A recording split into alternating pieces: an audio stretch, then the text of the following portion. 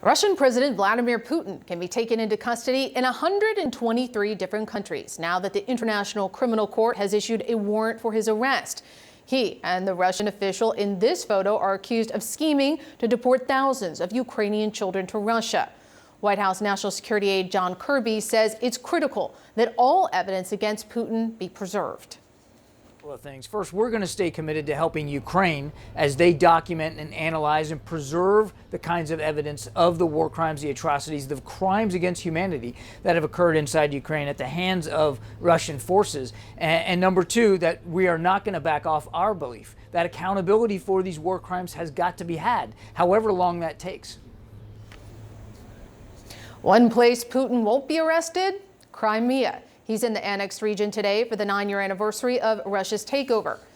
CNN national security analyst Steve Hall joins us now. He's also the former CIA chief of Russian operations. Steve, what do you make of this? I mean, could he ever actually be arrested? It seems at this point improbable.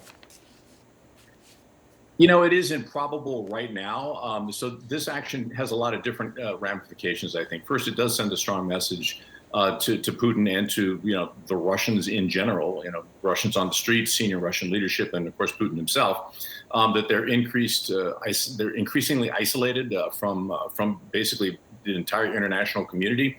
And although, I will say it's unlikely that he'll be arrested, but remember, we also said it was unlikely that we'd get guys like, Milosevic, from the Serbian days, Ratko Mladic, his military commander, and yet they both ended up in The Hague eventually. It took time, but it did happen. So I'm sure that Putin is remembering those things and remembering that this is not a temporary thing that goes away after a year or two. It stays with you forever, and it'll be interesting to see how that impacts upon him, if at all, in his decision making. It's a long game.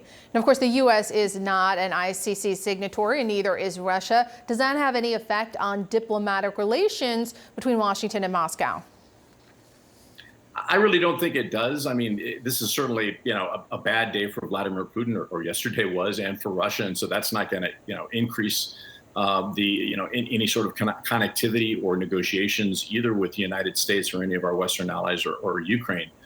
For that matter. But just because that the United States is not a signatory to this particular treaty doesn't mean that it can't assist in obtaining information, which is, I think, what Admiral Kirby was talking about there, the importance of preserving any information, any data, any proof or evidence that Putin was involved in what he's been accused of. And in that, anybody in the world can help with that, to include the United States. You don't have to be a signatory to help with the process. Of course, next week, Putin is scheduled to meet with the Chinese President Xi Jinping to discuss the war in Ukraine. Do you think this warrant will have any effect on Chinese-Russian relations? Probably not at the level that we can see it, but I can tell you that I think one of the impacts that this will have, that this condemnation and this, arrest warrant for Putin is going to have, is if you're a world leader and you want to be taken seriously, do you want to be on camera publicly meeting with somebody that has been officially designated as a war criminal? That is, I think, going to be in the back of a lot of people's minds, especially if they're contemplating meeting with Russia. Now, granted, the countries that Russia and that Putin usually meet with are usually not friendly to the West. But China is very concerned over the long run as to what its role is going to be in the future. It wants to be a significant global superpower, and it wants to dominate things 25, 30 years from now. And so if somebody's got those ideas about where their country's going to go, is it really in their best interest to meet with a designated war criminal? We'll see. We'll see. And Putin is also, of course, scheduled to attend a summit in South Africa later this year. They are a signatory to the ICC. Any chance he may be asked to attend that remotely, or do you think he'll attend and they could bring him in? Yeah, it's very interesting. I mean, if I were the South Africans, I would have to treat this very, very carefully.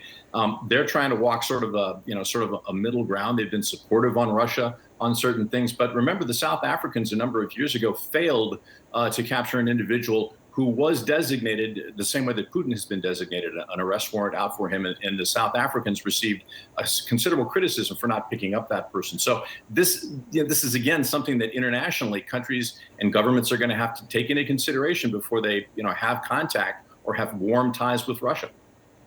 Steve Hall, thank you.